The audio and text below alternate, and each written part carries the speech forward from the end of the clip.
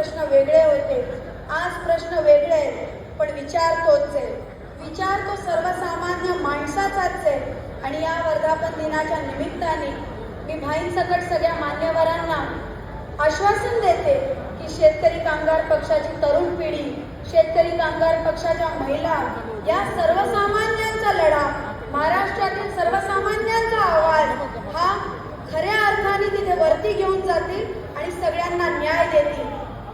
कधी कधी आमच्यावर आरोप केला जातो की आम्ही फक्त विरोधाला विरोध करतो, पण अनेक लोक हे खोटं नॅरेटिव्ह करतात. मी मीडियाला सांगू इच्छिते, आम्ही विरोध नाही करत, आम्ही सर्वसामान्याला न्याय देतो. आज